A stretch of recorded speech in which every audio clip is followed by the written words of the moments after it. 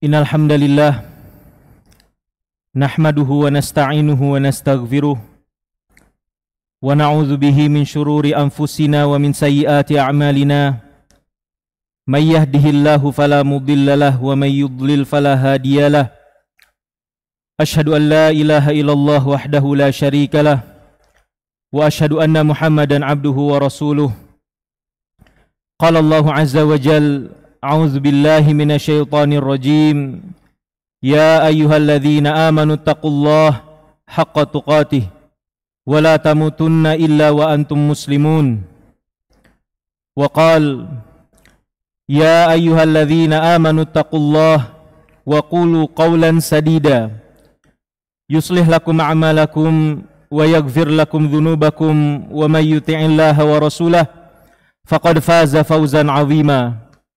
Fa inna asdaqal hadithi kitabullah wa khairal huda hudan nabi sallallahu alaihi wasallam wa syarral umuri muhdatsatuha wa kullu muhdatsatin bid'ah wa kullu bid'atin dhalalah wa kullu dhalalatin finnar. Hadirin, pertama-tama marilah kita panjatkan puja dan puji syukur kita kehadirat Allah Subhanahu wa taala atas limpahan rahmat, karunia dan inayahnya kepada kita bersama.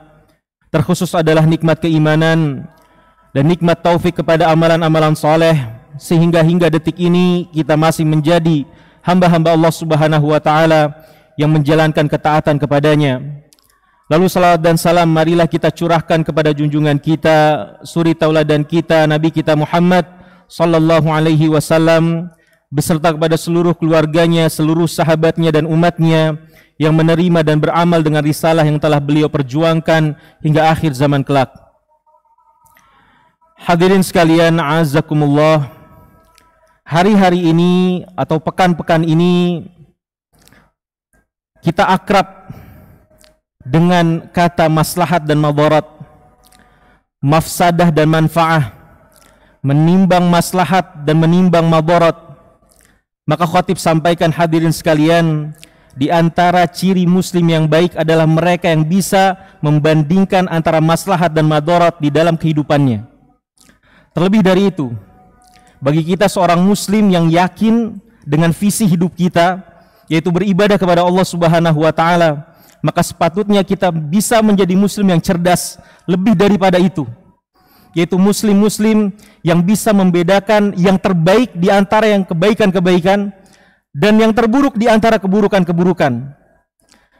Dan ini adalah kriteria seorang muslim yang cerdas yang pernah disampaikan oleh Syekhul Islam Ibnu Taimiyah rahimahullahu taala. Kata beliau, laisal aqilu man ya'lamul khair minasyarr, walakinnal aqil man ya'lamu khairal khairain wa syarras syarrain. Kata Syekhul Islam, seorang muslim yang cerdas adalah bukan mereka tidak hanya bisa membedakan antara baik dan yang buruk, tetapi muslim yang cerdas adalah mereka yang mampu memilih yang terbaik di antara yang baik dan memilih yang terburuk di antara yang paling buruk. Maka hadirin sekalian, ini salah satu kriteria dari Syekhul Islam, seorang muslim yang cerdas, apalagi di kehidupan kita sekarang, di mana kita banyak membuang-buang waktu kita, banyak perkara-perkara yang sepatutnya tidak kita lakukan. Maka yang menjadi topik kita pada siang kali ini, bagaimana kita menjadi muslim yang cerdas, muslim yang tahu skala prioritas dalam amalan-amalannya. Maka dari itu hadirin sekalian, khatib akan menyampaikan beberapa poin yang semoga bisa membangun kepribadian kita sebagai muslim yang cerdas dalam beramal saleh. Yang pertama, hadirin sekalian, ketika kita mau menjadi seorang muslim yang cerdas dalam beramal, dalam prioritas amalan kita, maka kita harus mengetahui bahwa amalan-amalan yang telah Allah syariatkan kepada kita itu bertingkat-tingkat, tidak satu level. Sebagaimana hadis sahih riwayat Imam Bukhari dan Imam Muslim, satu ketika Abdullah ibnu Mas'ud bertanya kepada Rasulullah sallallahu alaihi wasallam, "Ya Rasulullah, ayul amali afdal?"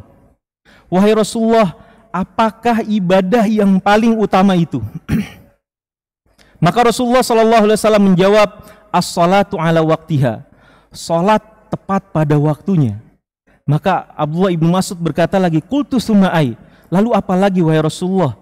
Birrul walidain, kata Rasulullah, berbakti kepada kedua orang tua. Abdullah ibnu Mas'ud bertanya lagi, qultu summa ai, lalu apa lagi wahai Rasulullah? Al jihadu fisabilillah, jihad di jalan Allah Subhanahu wa taala. Hadirin sekalian, Ibnu Mas'ud bertanya kepada Rasulullah tentang ibadah yang paling utama. Maka Rasulullah SAW menjawab tingkatan-tingkatan dari ibadah-ibadah yang khotib sebutkan barusan. Sebagaimana hadis Abu Hurairah radhiyallahu taala anhu diriwayatkan oleh Imam Bukhari dan Imam Muslim, kata Rasulullah SAW, al-imanu bid'un wa sab'una syu'bah. Keimanan itu ada 70 sekian cabang. Fa'afdoluha, kata Rasulullah SAW, yang paling utama adalah qaulu la ilaha illallah, kalimat tauhid la ilaha illallah, wa adnaha imatatul adza 'anit thariq, dan yang paling rendah di antara cabang-cabang keimanan adalah menyingkirkan gangguan dari jalan manusia. Maka ketika kita mau menjadi seorang muslim yang cerdas dalam beramal, kita harus paham bahwa amalan-amalan itu ada yang harus kita prioritaskan terlebih dahulu daripada yang lainnya. Lalu perkara kedua, ma'asyiral muslimin, yang harus kita pahami sebagai seorang muslim yang visi hidupnya ada beribadah kepada Allah Subhanahu wa taala, kita harus paham bahwa ibadah-ibadah itu ada yang wajib, ada yang tidak Allah Subhanahu wa taala wajibkan kepada kita. Dan sudah sepatutnya dan seharusnya seorang muslim adalah memprioritaskan amalan-amalan wajib, baru kemudian ditambah dengan amalan-amalan sunnah. Sebagaimana dalam hadis qudsi diriwayatkan oleh Al-Imam Al-Bukhari, Rasulullah SAW bersabda bahwa Allah Subhanahu wa taala berfirman, "Wa ma taqarraba ilayya 'abdi bi syai'in ahabba ilayya mimma aftaratuhu 'alaihi." Kata Allah Subhanahu wa taala, dan tidaklah seorang hamba bertakarub kepadaku dengan sebuah amalan yang lebih aku cintai daripada amalan yang telah aku wajibkan atasnya. Jadi hadirin sekalian, Allah akan cinta, Allah akan senang ketika seorang hamba bertakarub kepadanya dengan ibadah-ibadah yang sudah Allah wajibkan kepada kita. Maka dari itu, salah satu wasiatnya Abu Bakar As-Siddiq kepada Umar ibn Khattab radhiyallahu taala anhuma, beliau pernah berkata, wahai Umar, ingatlah, Allah Subhanahu wa taala tidak akan menerima amalan nafilah, amalan sunnah seseorang sampai orang tersebut menunaikan kewajibannya. Maka hadirin sekalian, kita tengok beberapa realita dari saudara-saudara kita kaum muslimin. Ada yang sibuk dengan ibadah-ibadah sunnah, sibuk dengan sholat duha misalnya, tetapi ketika azan zuhur berkumandang, dia tidak sholat zuhur. Sebagian dari kita sibuk dengan saum sunnah, Senin Kamis, saum Daud, atau saum mutih segala macamnya. Tetapi ketika datang Ramadan, siam Ramadannya bolong-bolong. Atau di antara kita yang berinfak, memberi makan orang miskin, tetapi urusan zakat wajib 2,5% dari hartanya tidak pernah dia tunaikan. Maka ini salah prioritas, ma'asyiral muslimin. Maka ini menjadi pelajaran buat kita bersama. Lalu perkara ketiga, ma'asyiral muslimin, yang harus kita perhatikan ketika kita mau menjadi seorang hamba Allah Subhanahu wa taala yang cerdas dalam prioritas amalnya, kita harus perhatikan bahwa kualitas amalan itu lebih utama daripada kuantitasnya.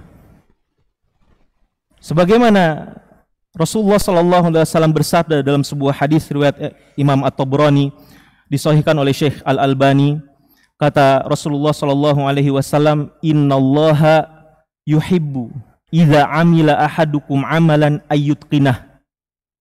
Sesungguhnya Allah Subhanahu wa taala itu cinta, suka ketika salah seorang dari kalian mengerjakan satu amal dan dia serius dengan amalannya tersebut. Masyarul muslimin, sedikit contoh. Hadis masyhur yang sering kita dengar tentang 3 orang dari Bani Israel yang kemudian melakukan perjalanan, kemudian mereka harus terjebak di dalam sebuah gua dan tidak ada yang mampu menyelamatkan mereka kecuali mereka masing-masing berwasilah dengan amalan-amalan terbaik mereka. Dalam hadis sahih, Maka kemudian salah seorang dari mereka hadirin ada yang amalan terbaiknya adalah berbakti kepada kedua orang tua. Saya yakin kita semua di masjid ini adalah orang-orang yang berbakti kepada orang tua, tetapi orang ini baktinya istimewa. Rasulullah SAW sampaikan bahwa ini orang yang berbakti kepada orang tua, dia punya kebiasaan membawakan susu kepada kedua orang tuanya setiap sore hari, di senja hari. Dia bawakan susu kepada kedua orang tua, menjadi kebiasaan dia. Hingga pada suatu saat dia terlambat membawakan susu kepada kedua orang tuanya, dia sampai kepada pintu rumah kedua orang tuanya, sementara orang tuanya sudah tertidur. Maka ada yang istimewa dengan bakti orang ini. Mayoritas kita mungkin akan pulang dan kemudian kembali setelah hari esok. Tetapi orang ini tidak. Dia menunggu di depan pintu ke rumah kedua orang tuanya, berdiri dengan mangkok susu di tangannya. Menunggu sampai kedua orang tuanya bangun, lalu dia bisa menghidangkan kepada kedua orang tuanya. Dan Allah ridho dengan perbuatan hamba ini. Sehingga Allah Subhanahu wa taala menyelamatkan mereka dengan wasilah amalan-amalan mereka. Maka hadirin sekalian, pelajaran buat kita, seberapa banyak amal yang ketika kita amalkan, kita benar-benar sungguh-sungguh mencurahkan segala hati yang ada di dalam hati kita untuk Allah Subhanahu wa taala, memfokuskan ibadah salat kita, memfokuskan infak kita dan segala macamnya untuk Allah Subhanahu wa taala. Berapa banyak ibadah yang kita serius dan kita istimewakan. Maka ini menjadi introspeksi, bahan introspeksi buat diri kita bersama. Lalu hadirin sekalian, perkara keempat yang harus kita perhatikan ketika kita mau menjadi seorang muslim yang cerdas dalam beramal adalah bahwa ilmu terhadap sebuah amalan atau ilmu tentang sebuah amalan itu lebih penting daripada amalan itu sendiri. Ilmu tentang sebuah amal itu lebih penting daripada amalan itu sendiri. Maka kata para ulama, man abadallah bi ghairi ilmin kana ma yufsidu aktsar mimma yuslih. Barang siapa yang beribadah kepada Allah Subhanahu wa taala tanpa ilmu, dia akan lebih banyak merusak daripada memperbaiki. Dia akan lebih banyak memberikan madharat kepada dirinya atau orang lain daripada memberikan manfaat. Pernah terjadi satu kisah di zaman Rasulullah sallallahu alaihi wasallam, diriwayatkan oleh Al-Imam Abu Dawud. Ada seorang yang terluka di kepalanya.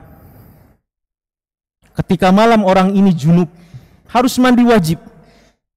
Sementara dia takut dengan kondisi dirinya yang punya luka yang parah di kepalanya.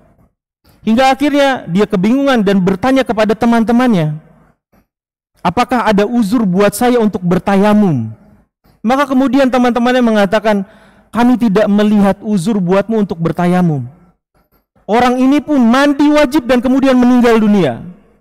Sampailah kabar ini kepada Rasulullah sallallahu alaihi wasallam dan Rasulullah sallallahu alaihi wasallam marah. Lalu bersabda, qataluhu qatalahumullah. Teman-temannya sudah membunuhnya. Semoga Allah melaknat mereka. Lihat, ma'asyiral muslimin, orang yang kemudian beramal tanpa ilmu, kesudahannya adalah mereka dilaknat oleh Rasulullah sallallahu alaihi wasallam. Maka pastikan hadirin sekalian, bagi kita seorang muslim, ketika kita mau beramal, ketika kita mau beribadah kepada Allah Subhanahu wa taala, maka pastikan ilmu itu sudah ada di dalam diri kita sehingga kita bisa beramal dengan keilmuan kita.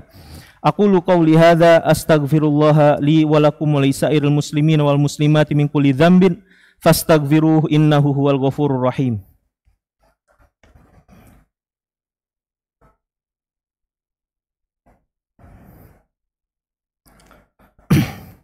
Alhamdulillahi wa kafa, wassalatu wassalamu ala nabiyil mustafa wa ala alihi wa sahbihi ahli sidqi wal wafa. Asyhadu an la ilaha illallah wahdahu la syarikalah wa asyhadu anna Muhammadan abduhu wa rasuluh. Ma'asyiral muslimin, poin terakhir di antara hal yang harus kita pahami dalam rangka memenuhi kehidupan kita dengan ibadah-ibadah kepada Allah Subhanahu wa taala, sehingga kita bisa menjadi muslim-muslim yang cerdas dalam beramal, yang mengetahui skala prioritas dalam beramal. Ketahuilah hadirin sekalian bahwa kesinambungan di dalam amalan itu adalah satu prioritas yang harus kita perhatikan. Kesinambungan amal, keistiqomahan dalam beramal. Karena Rasulullah SAW pernah berpesan kepada Ibnu Abbas radhiyallahu taala anhuma, beliau pernah berkata, "Ya Ibnu Abbas, wahai Ibnu Abbas, la takun mithla fulan." Jangan kamu mencontoh si fulan ini. Apa sebabnya? Kana yaqumul lail fataraka qiyamal lail.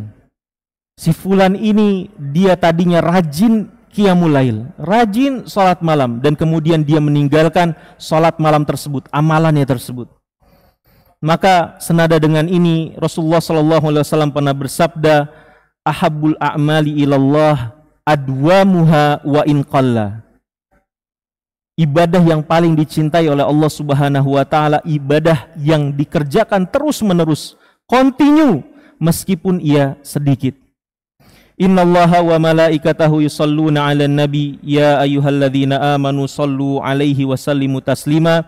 Allahumma salli 'ala Muhammad wa 'ala ali Muhammad kama sallaita 'ala Ibrahim wa 'ala ali Ibrahim innaka Hamidum Majid. Allahumma barik 'ala Muhammad wa 'ala ali Muhammad kama barakta 'ala Ibrahim wa 'ala ali Ibrahim innaka Hamidum Majid. Allahumma ighfir lil muslimina wal muslimat wal mu'minina wal mu'minat al-ahya'i minhum wal amwat innaka sami'un qaribun mujibu da'awat ya qadiyal hajat. Allahumma ighfir lana wa li ikhwanina alladhina sabaquna bil iman wa la taj'al fi qulubina ghillan lil ladzina amanu rabbana innaka raufur rahim. Rabbana zalamna anfusana wa illam taghfir lana wa tarhamna lanakunanna minal khasirin. Rabbana hab lana min azwajina wa dhurriyyatina qurrata a'yun waj'alna lil muttaqina imama. Rabbana atina fid dunya hasanah wa fil akhirati hasanah wa qina adzabannar. Ibadallah, innallaha ya'muru bil adli wal ihsan wa ita'i dzil qurba wa yanha 'anil fahsya'i wal munkari wal baghi ya'idzukum la'allakum tadhakkarun. Fadhkurullahal 'azimal jalila yadhkurkum washkuruhu 'ala ni'amihi yazidukum wa la dzikrullahi akbar. Aqimus